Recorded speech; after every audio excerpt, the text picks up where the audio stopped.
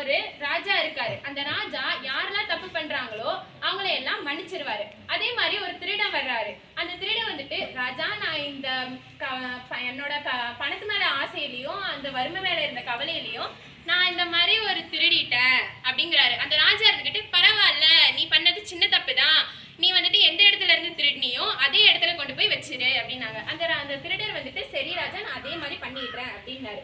அதுக்கப்புறம் அவர் பின்னாடியே ஒரு வியாபாரி வர்றாரு. அவர் ஒரு பூ வியாபாரி. அந்த பூ வியாபாரி வந்து சொல்றாரு, ராஜா, நான் வந்துட்டு இந்த பூ விற்கும் போது யாரெல்லாம் பூ வாங்குறாங்களோ அவங்க கிட்ட எல்லாம் கம்மியான பூ கொடுத்துட்டு அதிகமான பணம் வாங்கிப்பேன் அப்படிங்கிறாரு.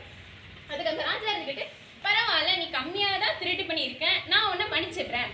ஆனா நீ அதுக்கு பதிலா யார்கிட்ட எல்லாம் பூவை ஏமாத்தினியோ அந்த பூவை அவங்க கிட்டே கொண்டு போய் நான் ஏமாத்தினேன்னு சொல்லி கொடுக்கணும் அப்படின்னாரு.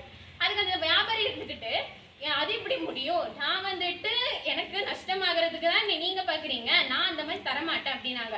அதுக்கு அந்த ராஜா வந்துட்டு ஒரு 4 அறை அரைஞ்சு, பண்றதே ஒரு திருட்டுத்தனம், நீ இந்த மாதிரி பேசுறியே, அது எப்படி அப்படின்னாரு. அதுக்கப்புறம் இந்த மன்னரெல்லாம் கூப்பிட்டு, இந்த மாதிரி இந்த திருட்டு பண்றவனை வந்துட்டு இந்த ஊர்ல மட்டும் இல்ல, இங்கிருந்து துரத்தி அடிக்கணும், அதனால மக்களை வச்சு இவனை வந்துட்டு துரத்தி அடிங்க அப்படிங்கிறாரு. அந்த ராஜா இருந்துகிட்ட சொன்ன மாதிரியே அந்த மக்கள் வந்துட்டு அந்த வியாபாரிய ஊரை விட்டு அடிச்சு துரத்திடுறாரு. இதுல இருந்து நம்ம என்ன தெரிஞ்சுக்கலாம்னா, நம்ம இப்ப பண்ற ஒரு சின்ன திருட்டு தான் பின்னாடி நம்ம பண்ற ஒரு பெரிய திருட்டுக்கு ஒரு காரணமா இருக்கும். இதுதான் நம்ம சிறுதுளி பெருவெள்ளம் அப்படின்னு சொல்றோம். நன்றி.